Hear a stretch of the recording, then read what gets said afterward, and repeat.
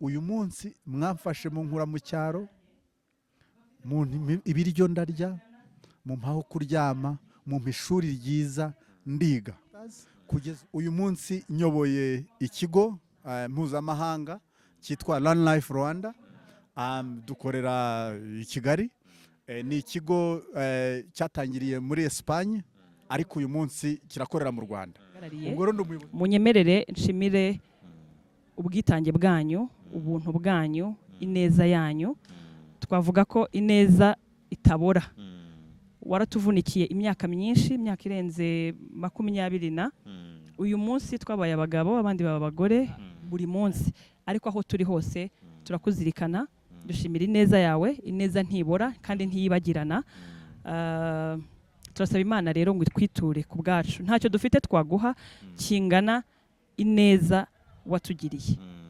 Gusa Bishop John Rucyahana n'umuryango we ndabashimira kubwo kwemera gukoreshwa n'Imana iby'amaso y'abana b'abantu batekerezaga ko bitashoboka. Bakunze abana bababaye, abana badashuramushimiye, n'Imana iramushimiye, kandi imbuto yateye yo kugira neza no kurera no gutanga ibyiringiro, twebwe abayakiye tuzakomeza natwe tugera ikirenge muke, tukomeje kumwishimira no umubyeyi mwiza, umubyeyi ufite umugongo mugari, umubyeyi ufite ibyumba byinshi byo mu mutima. Ntabwo nabona amagambo nakubwira, sinabona nuko mbivuga, nta nuko nabona uko mbyita. Gusa uko byagenda kose, nge ikintu mushimira cyane, ndamushimira ko yaduhaye fondasiyo y'ubuzima. Yaduhaye fondasiyo y'ubuzima, ko iyo aza kuba atari we wadufashe tukiri abana, akaduheka, akatwigisha. Mugenzi wanjye yabivuze cyane akaduha ikinyabupfura, akatwereka ejo hazaza uko hazaba hameze. Ntabwo twari kuba tugeze aha ngaha. Bishop ikintu cya mbere mushimira, yatumye tumenya Imana, atwereka urukundo, kandi impact yagize ku Rwanda ni nini cyane. Twebwe ubu ngubu dushobora gukunda abana bacu, tugakunda na mugenzi wacu, kuko urukundo twabonye example ahantu. Thank you Bishop, you are an example, you are a hero. Ni ukuvuga ngo kora neza, ukoreye neza si uzakugirira neza, uzagirirwa n'abandi. Ariko nyengiza umugisha kuko aba bana nareze aribo baje kungirira neza nkiriho. Ibiro ndabishimira Imana. Baje baturutse imihanda yose, baje kubashimira kubw'ineza mwabagiriye. Reka natwe tubashimire ngo Imana ikomeze ibagirire neza, kandi ibyo mwakoze nabo mwabyaye bazakomerezeho.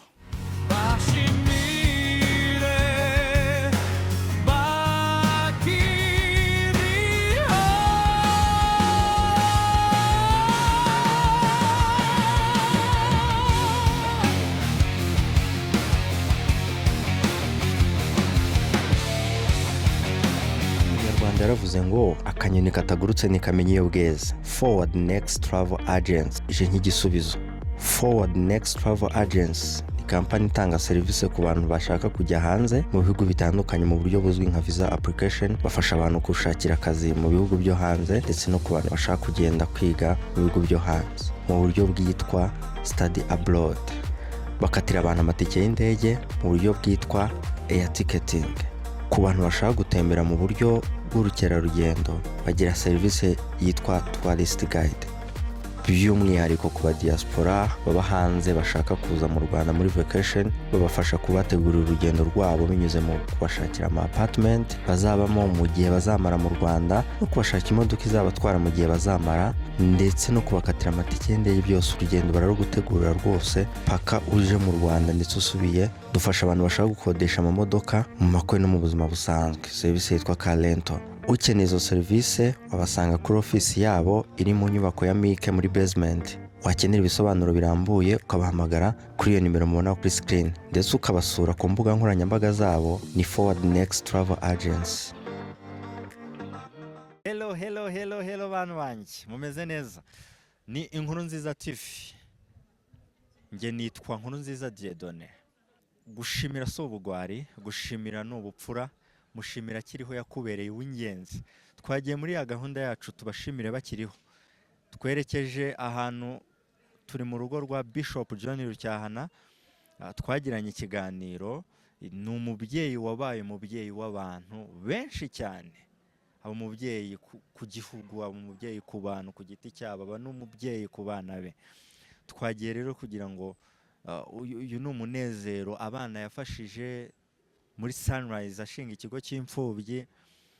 Yagishinze ashaka gufasha abana b'imfubyi, haziramo n'abandi baza kwigiramo. Abo yafashije bose rero bagiye kumushimira kugira ngo bamushimire akiriho ku byiza yabagejeje. Ubu ni abantu bakomeye, ni abayobozi muri iki gihugu cyacu mu nzego zigiye zitandukanye, bose bateranye. Twagiye mu rugo kugira ngo tugende tubashimira bakiriho. Bishop rero ni umubyeyi wabaye abantu benshi. Hari ikiganiro twagiranye, ukenera kumenya uwo ari we byimbitse yareba icyo kiganiro, ariko nyuzemo muri make uko uwo ari we. Yabaye bishop, abayobora muri Anglikani, ayobora diyoseze ya Shyira ariyo ya Ruhengeri. Nibeshye yavutse tariki 14 Ugushyingo mu 1945, then muri 59 nibwo yahunze ava mu gihugu cy'u Rwanda ahungira mu gihugu cya Uganda, ariko aza kugaruka nyuma ya jenoside kugira ngo atange umusanzu ku gihugu cyacu ndetse no afashe n'imfubyi n'ubumwe bw'Abanyarwanda. Mu gihe nyuma cya jenoside avuye muri Amerika yasize byose araza kugira ngo atange umusanzu ku gihugu cye. Akaba mu 2010 yarayoboye umuryango w'ubumwe n'ubwiyunge. Yego niwe Bishop John Rutankana. Ndagenda nganira na bamwe bagenda bavuga imvamutima zabo ku byo yagiye abakorera. Tubashimire bakiriho, batubereye ingirakamaro mu buzima bwacu. Murakoze cyane. Stay tuned. Tuzanye umuyobozi uhagarariye abanyeshuri Bishop yafashije kwiga muri Sunrise. Barakomeze neza? Komera cyane. Imyaka myinshi. Mwakoze cyane kuza ndetse no kuvugana natwe. Ndagushimira cyane kuba warangiye unyemforma kugira ngo uyu munsi nzabashe kuhaba. Yego. Mwakoze cyane rwose. Yego. Amazina yawe ni? Nitwa Barak Jean. Rero nkaba ndi umunyeshuri wize kuri Sunrise ndetse ndi n'umwana wa Bishop. Rero Bishop ni umuryango wacu, ni umubyeyi wacu. Rero ndi mu bantu ba mbere bagiye kuri Sunrise School muri 2001 mu kwezi kwa 9 itariki 21. Yego.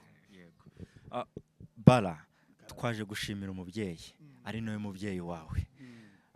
Bishop Rucyahana avuze iki kuri wowe? Bishop Rucyahana kumuvuga biragoranye. Kuri njyewe ni umubyeyi, ni umuntu udasanzwe. Bishop ni umuntu wagereranya naho kuri nge, kandi ibyo mvuga niko n'abandi bana bimeze. Yadukuye ibuzimu tujya ibuntu, yaduhaye ubuzima, kandi yaduhaye ubuzima bufatika, ubuzima bufite intego.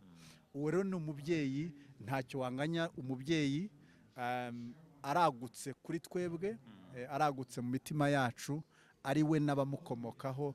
N'abantu dufitiye, sinavuga ngo ideni kuko kubyishyura ntibyakunda, ahubwo tubafitiye urukundo rw'iteka.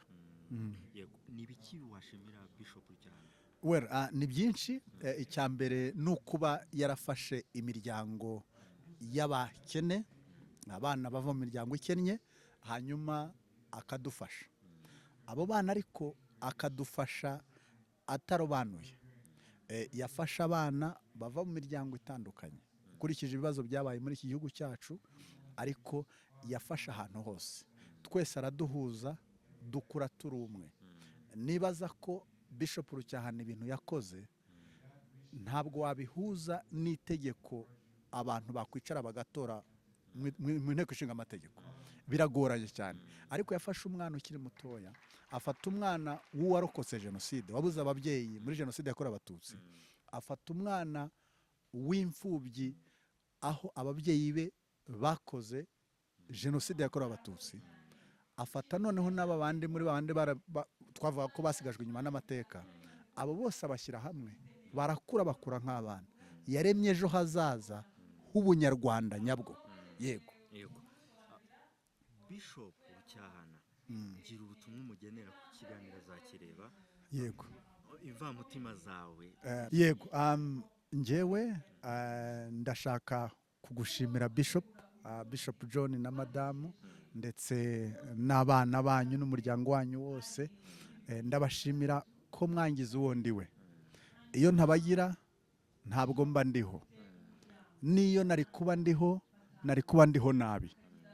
Mwebwe babyeyi bacu nimwe mwatumye mbuwo ndiwe. Uyu munsi mwamfashe mu nkura mu cyaro, ibiryo ndarya, mu mpaho kuryama, mu ishuri ryiza ndiga, kugeza ubwo numvise kandi byaragaragaraga ko umwana wize kuri Sunrise yabaye itara aho yaturutse. Mwangize itara rero, kandi ndabashimira cyane.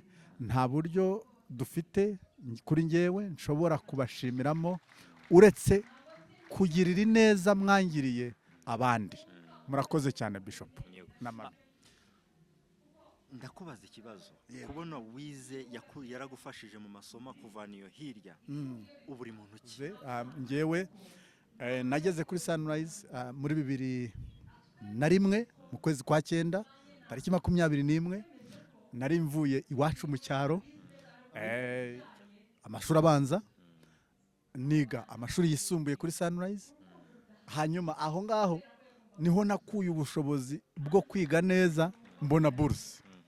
Niga kuri buruse ya leta muri kaminuza. Hanyuma maze kwiga kaminuza niga na masters.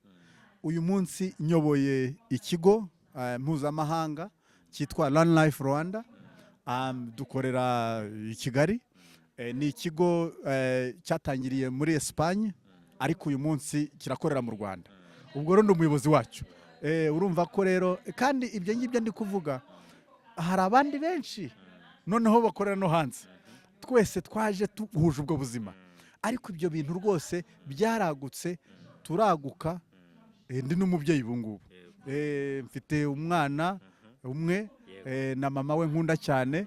Rero rwose turishimye kandi ibyo yakoze uyu munsi Bishop nta buryo twabona tumwitura, ariko kumwitura nyako ni ukugirira neza abandi, ni ugufasha undi mwana w'imfubyi, ni ugufasha undi mwana w'umukene kugira ngo nawe agirirwe abone neza natwe twabonye. Mukaza no kumwereka urwo rukundo akiriho reka cyane rwose, akiriho akabyumva rwose pe. Akavuga ati ndashima Imana ko yanshoboje ibi bintu.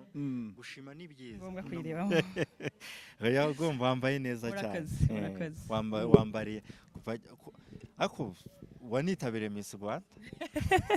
Munyemerere uyu munsi mu byo tuganira icyo ntaba ari cyo kiganira, itukigarukeho. Aka kantu k'imideri abantu usa neza cyane. Murakoze. Usa neza cyane. Iyo ugendeye ku kwambara gutya uba wagendeye kuki? Bon, navuga ko bitewe n'ahantu ugiye ukonsidera umunsi nyine, reba umunsi aho ugiye, abo muhura, impamvu yawo, ikirere. Umuntu ni byiza kwambara bijyanye n'aho agiye. Urasa neza nawe, urasa neza rwose. Akumwe ngo nambaga agakoti keza. Ni keza cyane pe, ikoti ni ryiza rwose narikunze. Ubwo bishimwe n'umunyamiteri abihaye umugisha. Yego, icyatuzanye hano twaje gushimira Bishop Rucyahana. Twagiranye ikiganiro, ni icyifuzo nagize tumaze kugirana ikiganiro, kubera ko ni umubyeyi wabaye umubyeyi w'abantu benshi. Yarenze kuba umubyeyi w'abantu, aba umubyeyi no ku gihugu. So yafashije imiryango myinshi, abana benshi, nawe urimo. Twahuriye hano kugira ngo tumushimire. Ni ku bwanjye, ku mutima wanjye byaranejeje cyane kuba mwaratekereje iki kintu. Nibyiyumvo bimeze gute kuri wowe? Duhereye ku mazina yanjye, nitwa Samantha Umuhumuriza Usanase. Hanyuma uyu munsi ni umunsi ukomeye kuri twebwe, ni umunsi udasobanuye gusa gushimira, ni umunsi usobanuye ubuzima, kubera ko Bishop Rucyahana yaduhaye amahirwe, aduha amahirwe yo kwiga, ariko hariho kwiga, hariho no kwiga neza. Twize neza, twagize umugisha wo kwiga neza, wenda muri bubyumve, ariko abenshi muri twe uyu munsi turaho turi kubera ko twagize uwo mugisha wo kuyoborwa nawe. Icyo navuga rero ku cyo bisobanuye kuri twe, nk'uko nari maze kubikubwira ni ubuzima, ni umunsi w'ibyishimo kuri twe, ni ubukwe. Abenshi muri twe barashatse, twahisemo rero kumuzanira ibirori mu rugo, twahisemo kumushimira no kugaruka ku neza ye agihari nk'uko wari ubivuze. Murakoze. Bishop ni muntu ki kuri wowe? Bon, Bishop Rucyahana ni umubyeyi. Sunrise ubundi itangira cyari ikigo kigomba kwita ku bana b'imfubyi. Nyuma gato haje kuzamo n'abandi bari bafite ababyeyi, ariko twese yatubereye umubyeyi. Kuri njye by'umwihariko nta mubyeyi w'umugabo ngira. Ubwo rero urumva ko nagize umugisha wo kubona umubyeyi kare. Uwanjye namubuze mfite imyaka 2-3, hanyuma nawe mubona ngize 6. Urumva ko nta retare nini cyangwa gap yo kuba ntafite umubyeyi w'umugabo. Rero icyo avuze kuri njye nk'uko nakomeje kubisubiramo n'ubuzima yaduhaye amahirwe yo kugira inzozi no kubaho no kugira icyerekezo. Iki kiganiro azakireba, gira ubutumwa umugenera bwawe bw'imvamutima zawe. Bon, Bishop, dufashe uyu mwanya, wenda n'abandi bari bugira amahirwe nk'ayo ngize, ariko aka kanya ko mbahagarariye, munyemerere nshimire ubwitange bwanyu, ubuntu bwanyu, ineza yanyu. Twavuga ko ineza itabora. Waratuvunikiye imyaka myinshi, imyaka irenze 20. Uyu munsi twabaye abagabo, abandi baba abagore. Turi mu nzego zitandukanye zitanga umusanzu mu kubaka u Rwanda nk'igihugu dukunda. Ariko aho twaba turi hose ntituzagira amahirwe buri munsi yo kubana nawe cyangwa kukuvuga buri munsi, ariko aho turi hose turakuzirikana, dushimira ineza yawe. Ineza ntibora kandi ntiyibagirana. Turasaba Imana rero ngo itwiture ku bwacu, ntacyo dufite twaguha kingana ineza watugiriye. Gusa tuzakomeza kuguhesha ishema, yaba mu Rwanda ndetse no hanze yarwo. Urakoze. Yego. Ubuzima Bishop yagufashe kwiga, uriga ugira ubumenyi, ubu usigaye ukora mu biki? Ubu rero nkora mu bintu bijyanye na hospitality cyangwa se gutanga service, by'umwihariko ku bantu bavuye hanze y'igihugu. Ndi umwe mu bantu bahagarariye Sunrise muri iyo secteur. Amazina yawe ninde? Muragijimana Olivier. Yego. Twaje gushimira Bishop Rucyahana. Bishop Rucyahana avuze iki kuri wowe? Yagaruye ubuzima muri njye bwari bwarapfuye, kuko aho yankuye nta cyizere cyo kubaho, nta cyizere cyo kwiga nari nkifite. Rero muri njye icyanzanye aha ngaha ni ukugira ngo nongere niture neza uwo muntu wagaruye ubuzima muri njye. Usigaye ubahe? Bitewe n'ibyiza mbabwiye icyo cyizere yanshyizemo, ubu ngubu ndi umuyobozi mu mushinga uterwa inkunga na Compassion. Vuga amarangamutima yawe, ubutumwa wagenera Bishop Rucyahana. Ubutumwa nagenera Bishop Rucyahana, njye nageze Sunrise mu 2001, nta cyizere nk'uko nabivuze, nturutse mu muryango w'imfubyi, twirera turi 6. Ariko Bishop niwe wenyine wankuye aho hantu, andemamwo icyizere, niga neza, ndatsinda njya kaminuza, bitewe n'uko nari narabonye fondasiyo nziza, kandi nshingiye ku ijambo ry'Imana yahoraga aza kutubwiriza, n'abarezi beza yaduhaye, abarimu, abametrons, patrons. Byatumye uyu munsi nanjye mfite umuryango, niteje imbere, kandi nanjye ubu ngubu mbasha kuvuganira abana bababaye nkanjye. Icyo nakubwiye, iyo project dukoramo ivuganira abana babandi basizwe iheru b'abakene. Ubwo rero ndamushimiye cyane mbikuye ku mutima wanjye kuko ibyo byiza byose ndi kwenjoyinga uyu munsi iyo aza kuba atari we yenda nari gupfapfana nkaba nk'abandi. Ikindi navuga ni uko abantu beza bakiriho nubwo tubona isi iriho abagome irimo intambara irimo za disasters ariko still hariho abantu bake beza bameze nka Bishop Rucyahana.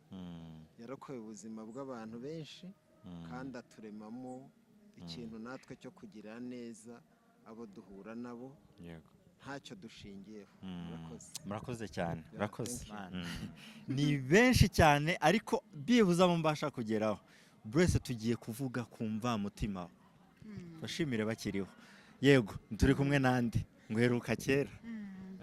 Ndi pasiteri Agnes Kamashara. Yego nkaba narabaye chaplain wa Sunrise guhera muri 2001 ishuri rigitangira.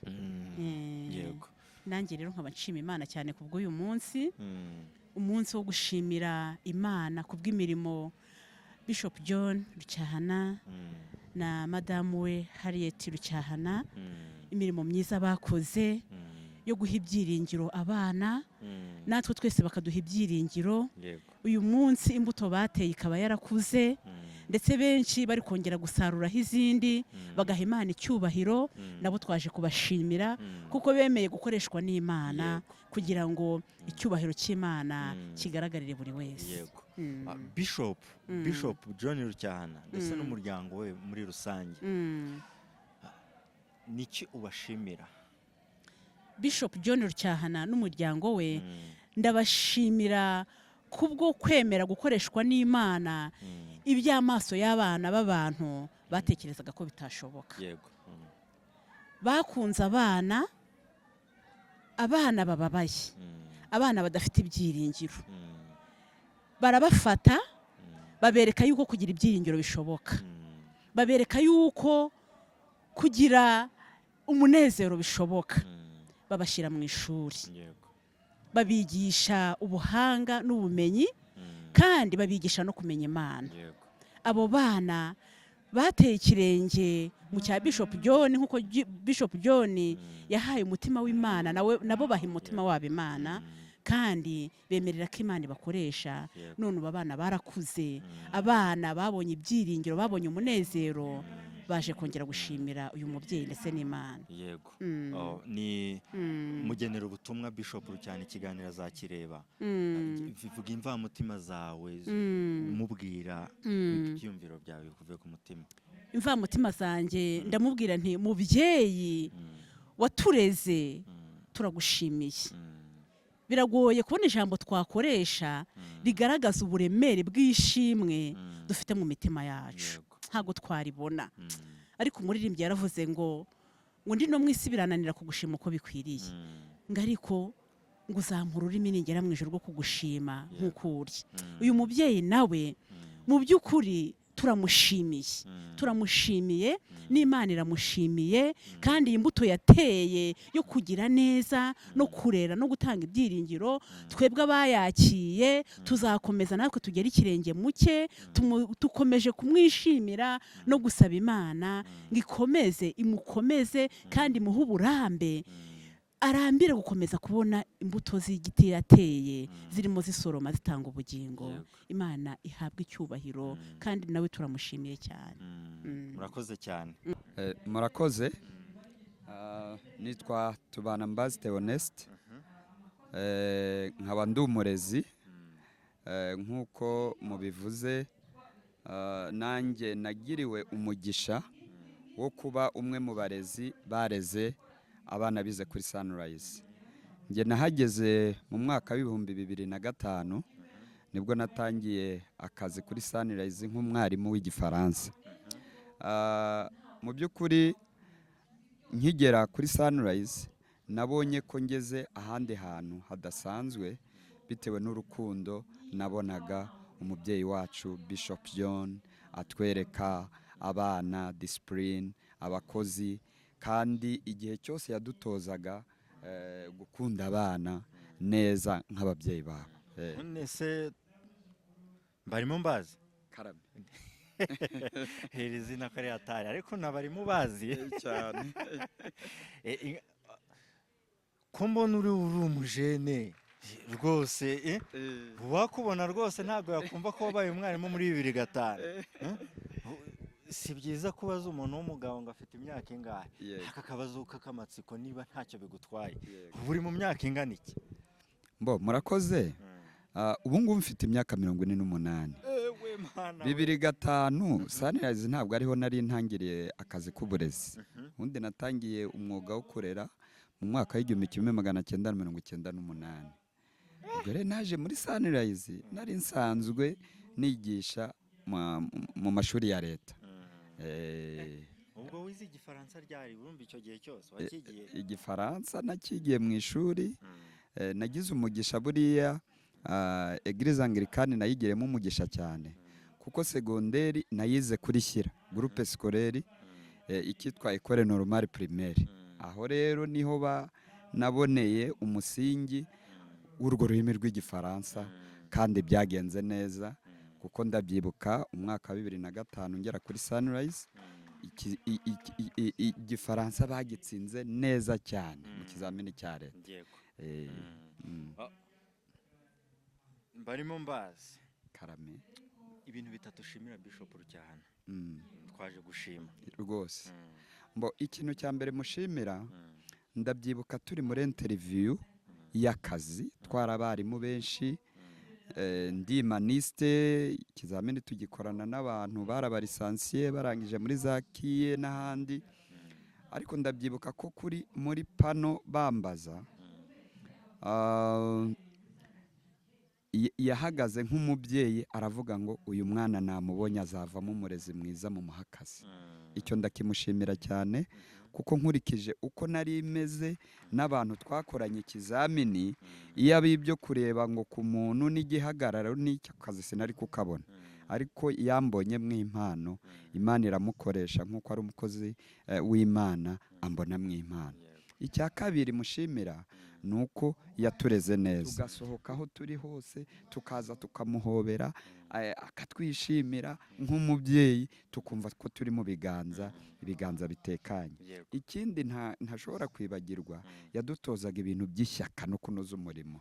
Ndabyibuka icyo gihe muri 2005 yaraje atubwira ijambo nk'abarimu, aratubwira ngo hari ishuri ubu ngubu nahize naryo ryitwa Green Hills. Nahize naryo First Lady namubwiye ko Sunrise izamutsinda ikaba iya mbere, nawe ambwira ko Green Hills Sunrise idashobora kuyitsinda. Araza arabitubwira ati rero mukorane umurava, turakora cyane. Nicyo kintu yari atubwiye. Umwaka wa 2005 Sunrise yaje ari iya mbere ku rwego rw'igihugu. Ndamushimira rero urukundo yatweretse, yatureze neza, adutoza gukora cyane. Ndamwibuka yaratubwira ngo dream big. Dream big. Iyo siroga rero yatumye nanjye murebe ubu ngubu ngendera kuri iyo siroga yaduhaye. Ubu nanjye tuvugana, ubu nanjye mfite ishuri ryanjye, mfite nakomoye kuri we ku bitekerezo yaduhaga. Nanjye ubu ngubu mfite abana mfasha, nubwo ntagera ku rugero rwa Bishop John. Ikigo cyawe ni iki? Ikigo cyanjye cyitwa Rainbow Academy, giherereye mu karere ka Rubavu mu murenge wa Nyamyumba. Niho giherereye ubu ngubu. Dufite nursery and primary. Wow.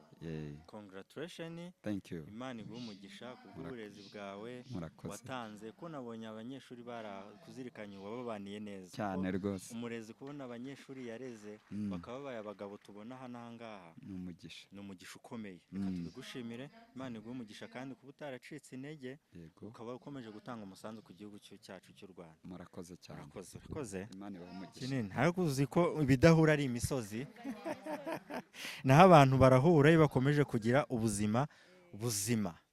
Yego, ibwira abantu banjye rero. Yego, murakoze. Amazina yanjye nitwa Bayavuge Juliet. Reka tunayavuge. Cyane. Juliet, watanze ubuhamya ko watangiranye na Sunrise, uri mu bantu Bishop Rucyahana yafashije akamera wari ufite ababyeyi wabinyuzemo, ariko we yakubereye umubyeyi ntacyo mupfana, atakuzi ubu ngubu mwaje kumushimira twese kugira ngo ibintu ikiganiro cyitwa bashimire bakiriho. So ni byiza gushimira umuntu akiriho, si ngombwa kuzajya kubivuga yapfuye. Yakubereye umuntu w'ingenzi. Bishop Rucyahana mu ncamake ibintu bitatu by'ingenzi yagukoreye uvuga ngo ngarutse kumushimira. murakoze cyane.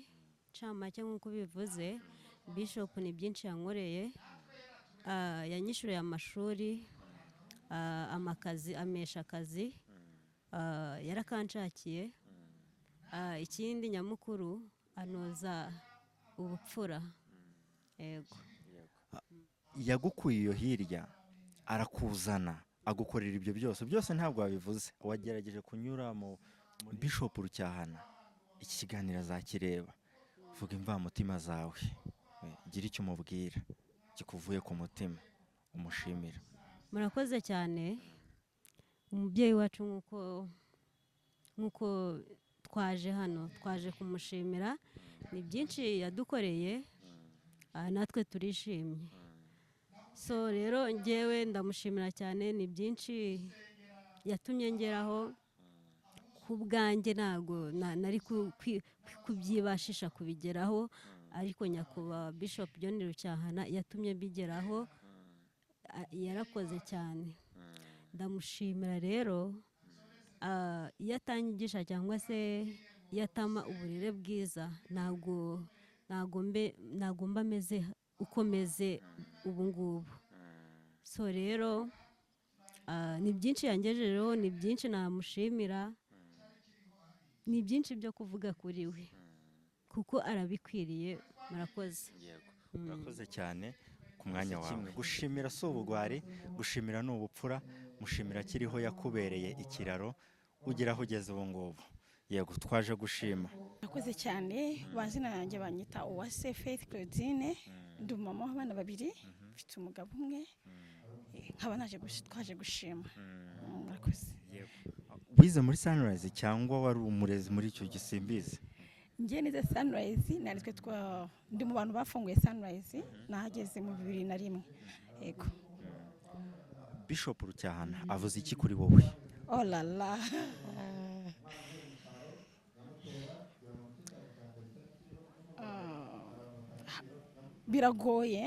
Biragoye kuvuga ngo avuze iki kuri njyewe. Iteka ryose mbwira n'abantu benshi ko sinzi icyo nayo kuba ndicyo ubu munsi iyo ataza kuba hari. Bitewe n'amateka mu iki gihugu, nta ipfo nta hino umuntu yari afite, nta bavandimwe, nta mwene wanyu, nanjye ubwanjye nsubije ishusho inyuma, ntabwo nibona ukuntu nahageze. Kuri iyi saha numva ko yampaye ubuzima, numva ko yampaye mbere ikiraro kigera ku nzozi zanjye nubwo ntarazigeraho, ariko yampaye ubuzima. I call him my hero always. I call him my hero. I call him dad. Nabuze izina mwita. He's a hero. Niba wabonye hari ahantu ukuntu handitse, we proposed ko umushumba mwiza ntago izaragiye zisiga inyuma, agendana nazo paka zigezeho zijya.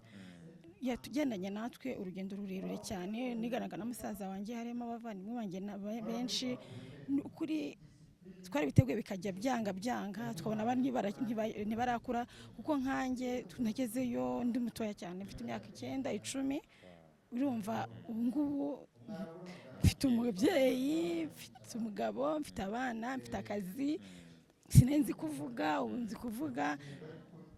Iradufominze kwa. Biragoye cyane kugira ngo umuntu asobanure papa wacu. Biragoye cyane. Akenshi ubona uyu muntu yarira ntago amarira yashiramo, ahubwo I came to celebrate him today. He's everything. Sinzi ko ntago mbizi ukuntu nabisobanura, ariko yarakoze. Imana yo mu ijuru yumva amasengesho. Niba Imana ibaho niyo yaba yarakoze n'icyaha, ntekereza ko amasengesho tumusengera Imana yamubabarira.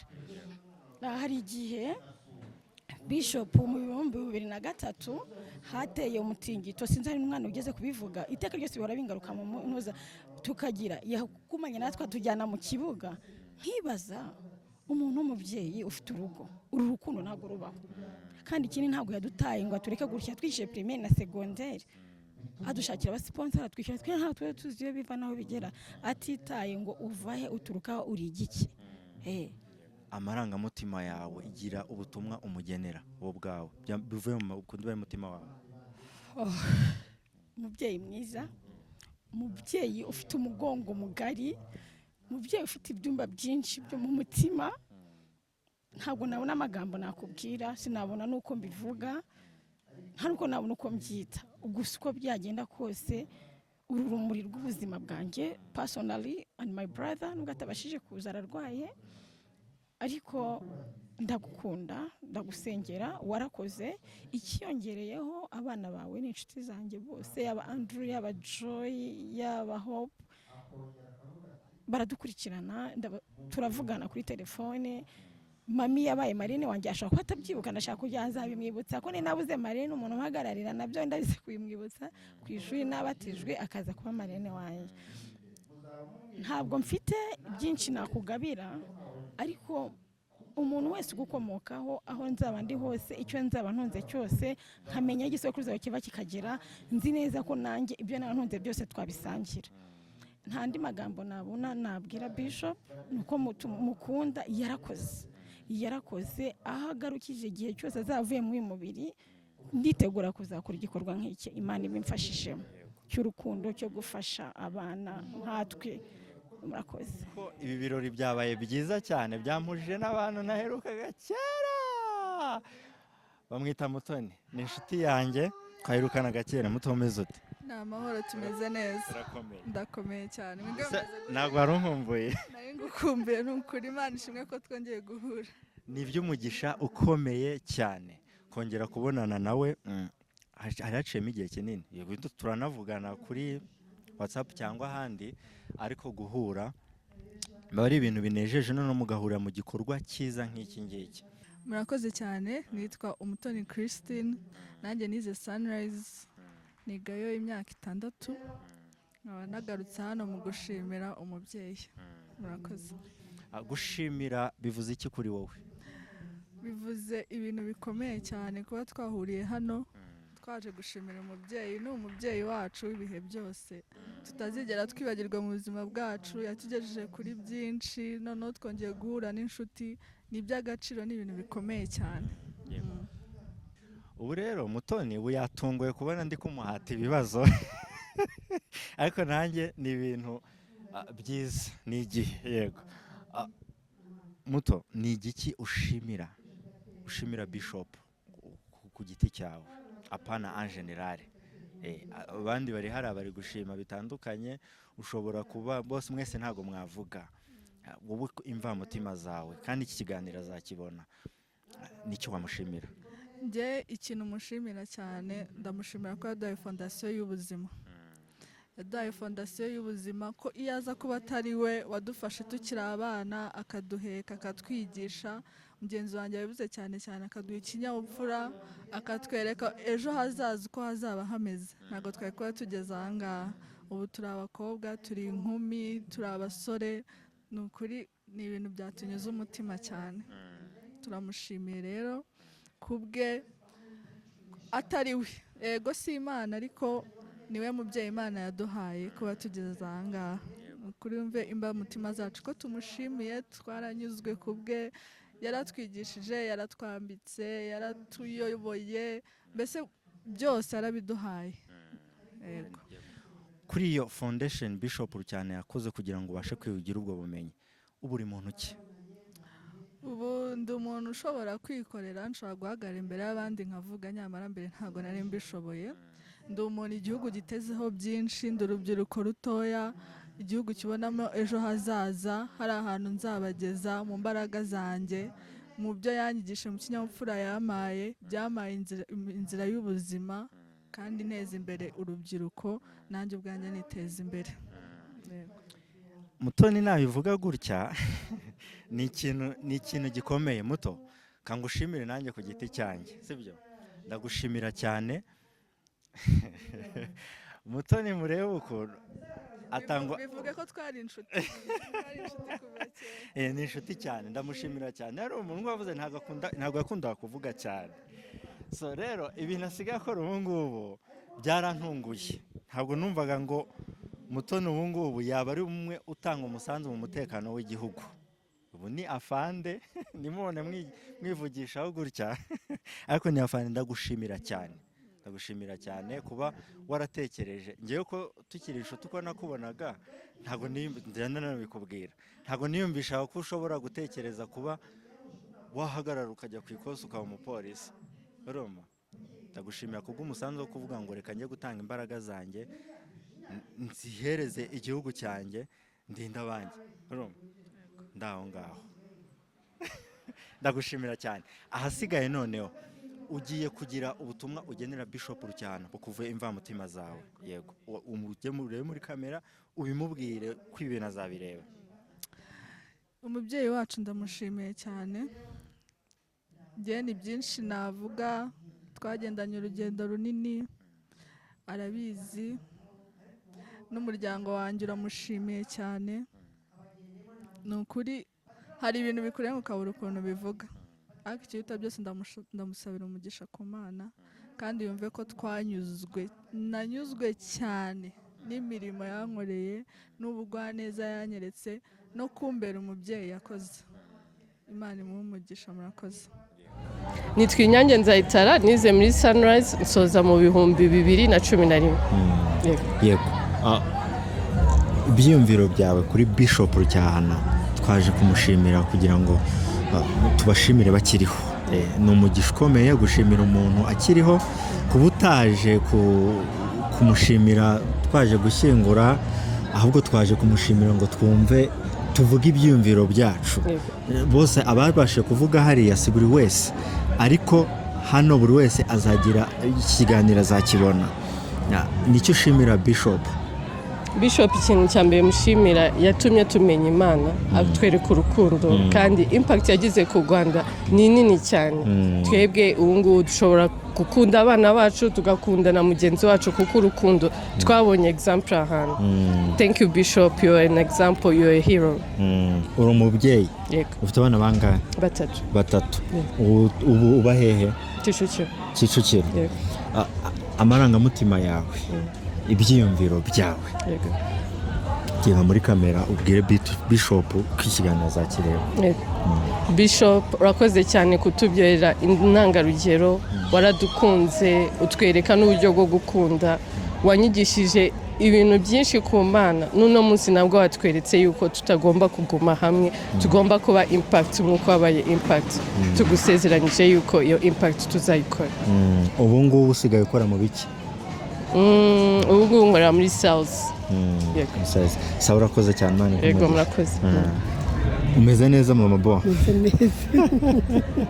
Mama Boy niwe Karimu. Karimu rwose ni inshuti yanjye, nayo tubana i Kigali, turi inshuti cyane. Ndashaka kukubaza, hano tubashimire bakiriho, twaje kugira ngo dushimire Bishop Rucyahana. Nabonye umushimira mu ruhame.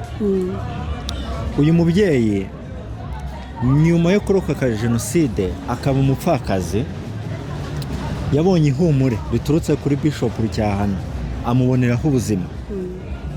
Bishop Rucyahana wamushimira iki kano kanya? Bishop Rucyahana kumuvuga ni ukumuvuga tugatangira mu gitondo tukageza bwije, n'ejo bundi bigakomeza, kuko hari ibyiza byinshi yakoze.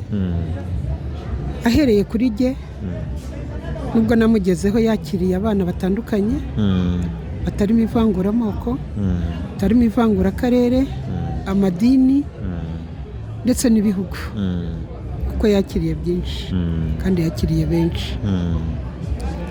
Ngiye kumushima, nabanza guhera ku rubyaro rutandukanye rw'abantu benshi batandukanye batazwi, ari abazi n'abatazi, kuko yabamenye abana bakimugeraho. Hari abazi amavu n'amavuko, hari abatazi amavu n'amavuko. Kumushima birakwiriye, nanjye ndimo mu gushima. Twavuze, twishimye, impano mwazitanze, si uko mutabonye icyiza yakoze. Rucyahana yakoze ibintu byiza bikomeye, aba intangarugero mu gihugu. iki kiganiro azakireba, gira ubutumwa umugenera, uvuge imvamutima zawe, azakireba. Rucyahana ndamuvuga nk'umubyeyi nk'uko nabivuze, ndamushima kandi nzakomeza mushime, kandi nzamushimira n'abana banjye n'abazabakomokaho. Ndamusabira umugisha wo kuzasaza neza, ndamusabira umugisha wo kuzava kuri iyi si aherekejwe n'abamarayika barinzi bava mu ijoro. Ndamusabira umugisha mu byo yakoze n'umuryango we uzababera imbuto zo kubiba ku bandi, kandi yarabitweretse, yanabitweretse. Ndamukunda kandi nzamukunda kuko iyo mutekerejeho mpereye ntangirana nawe imirimo ye ntabwo nsinzira, kuko mfata umwanya muremure ibitotsi nkabibura kubera we. Nibuka ndi mu bitaro ndwaye, ndi ku gitanda, nari muri Sunrise, ndibaza ninkomeza kurwara nkaremba ntibazanyirukana abana bakabura kirengera. Ntabwo Imana yabyemeye. Naramutekereje ndarira, aho nagize nahambukiye nafashe telefone ndamuhamagara ndabwira anko ndagukunda kandi nzamukunda. Ntabwo nari njye jyenyine umukunda, hari n'abandi bamukunda kandi tuzamukunda kuko ni intwari itaniganwa ijambo, aho rukomeye arahagera. Kandi ni umujyanama mwiza, tuzamushyireho ikirenge mu cye, tuzamwigireho. Nkamwe mukiri bato muzakomeze mumufashe kandi atubere umujyanama igihe akiriho. Yego, twaje gushimira Bishop. Ni ibintu bitatu umushimira. Bishop mushimira kuba yaratubereye umubyeyi, nk'umuntu wayoboye gahunda. Navuze ngo Bishop yabaye umubyeyi wajishuye umwana mu mugongo w'uwo yabyaye, nawe aramuheka. Yaraduhetse, aduheka turi benshi, umugongo we urakomeye. Bishop yadukoreye ibikomeye, atuvana habi. Wumvaga ukuntu bagenzi banjye twavuganaga ukuntu baje barwaye amavunja, aho kugira ngo amashuka yari ku buriri ashashe bakayasasura kugira ngo batayanduza. Nawe urumva iyo myumvire. Nk'abana twiganaga yafataga nko kugira ngo agere nko ku mashini, gufata kuri suri cyangwa keyboard, agatinya ngo umuriro uramufata. None ubu ni ba IT, ubu bari mu Bwongereza, bari mu Bufaransa, bari hehe. Yatwigishije ubumwe n'ubwiyunge. Iyo aza kuba Bishop ataradukwindishije atwigisha urukundo, ntago uyu mbaga y'aba bantu wabonye ibiri hano. Ubwo rero yadukoreye ibikomeye. Yego, tubashimire bakiriho, kuko ni ibintu binezeza kubona umuntu tuza kumushima mukamuvuga ibyiza abasha kubyumva, tutaje ngo tuje gushyingura. Ni ibintu byiza.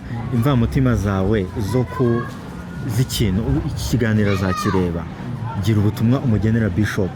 Imvamutima zawe. Imvamutima nta zindi, amarangamutima nayo kumushimira, nayo kumubwira yuko abo yareze atarereye ubusa, ntabwo yareze ibigwari. Ibyo twavuze, abo yareze babaye abagabo. Kuri uyu munsi ni ingabo z'igihugu, zirinda igihugu, igihugu gifite umutekano, abanyarwanda bararyama bagasinzira. Muri abo barinze igihugu bari mu bana Bishop yareze, mu bantu bikorera ku giti cyabo, binjiza imisoro muri iki gihugu, igihugu kigatera imbere. Ubwo rero Bishop ntacyo twamunganya. Ni umubyeyi utari gito, umubyeyi witanze ubuzima bwe.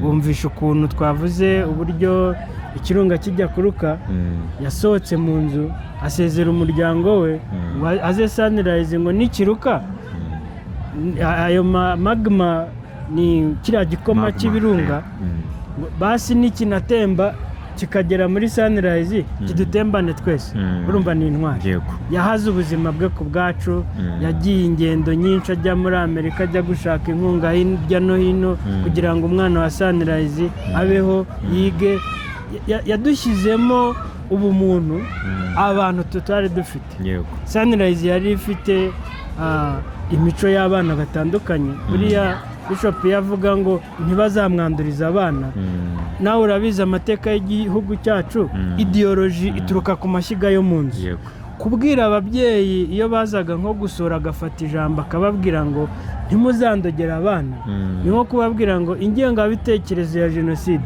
muzayigumane ntimuzayishyire mu bana abo bana batazagira ute batazakura mu ngengabitekerezo mbi batazasenya igihugu nk'uko cyasenyutse yego ndagushimira cyane kubw'umwanya wawe reka tujye kureba Bishop nawe tugire ibyo tumubaza urakoze Imana kumugisha abanyeshuri babashimiye muzabireba hama namwe mugiye kuvuga imvamutima zanyu ku gikorwa mwakorewe uko mwabyakiriye reka duhere kuri Bishop ariwe mugeni w'uyu munsi bari baje gushimira yego urabyumva ute niwe butumwa bagenera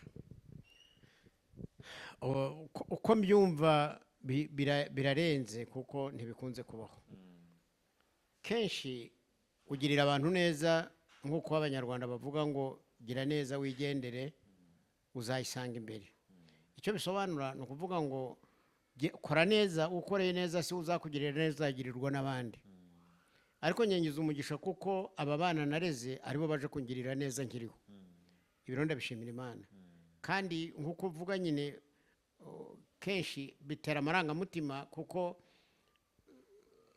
kenshi iyo bibaye nk'uko nguko abana bakakubwira n'umugisha twagize nuko batubwiye ko bazaza hari igihe bigeze kudutungura abana bacu mu rugo badukorera umunsi mukuru badutunguye twariyobewe n'ibyo kubabwira kuko batujyanye mu hoteli iruzura n'abantu babura aho babura uko binjiramo ariko bashimaga ubuzima tunyuzemo n'ibindi hari igihe rero bikurenga amarangamutima agatuma utavuga byinshi ariko mu magambo make byatunejeje cyane byatunejeje kubona abana twareze batwibuka babitekereza babishyira ku mutima bakabibana bakarangiza amashuri bakarangiza za universities bakashaka bakarongora bakabyara bakajya mu mirimo ariko hagati muri ya mirimo yabo bakibuka icyo twabakoreye bakaza gushima byadushimishije rero nta kindi twavuga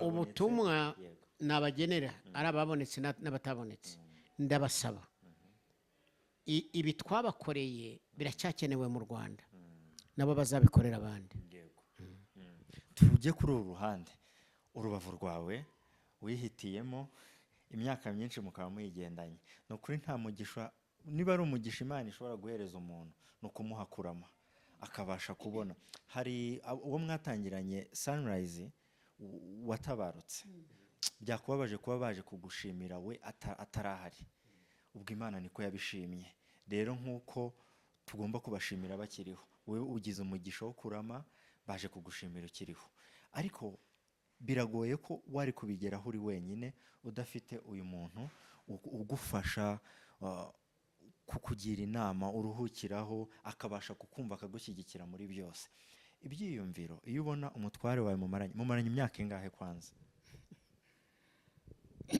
twakoze ubukwe muri 69 mu kwa 12 minsi 20 urumva ko tumaranye igihe kirekire imyaka 50 ariko hari ijambo riri mu gitabo cy'itangiriro igihe Imana yaremaga umuntu yaravuze ngo kambaremere umufasha ubakwiriye iryo jambo yuzi Imana ni ijambo rikomeye cyane byongeye Yesu igihe yajyaga kuva mu isi yaravuze ati simbasize nk'imfubyi nzaboherereza umwuka wera abumufasha ibyo bintu byombi rero iyo ufite Imana bire mu rugo kandi bihuza imitima y'abantu ni ukuvuga twebwe kuva dushatse ikintu cyatumye ibyo byose bishoboka ni uko twese twari tuzi Imana, twamenye Imana tukiri bato. Namusanze yaramenye Imana, nanjye nzi Imana. Musanga ari imfubyi, nanjye ndi imfubyi. Musanga ari mu murimo w'Imana, nanjye narawukoraga nkiri umukobwa, nkajya mu biterane, nkumva ubutumwa, nkatanga ubuhamya. So ibyo byose byatubereye urufatiro rwo kubaka no kunyura mu byo twanyuzemo. Byongeye kandi bitwavugaga uti niki cyatumye umushyigikira. Ku musozo nicyo washimira sheri wawe aka kanya?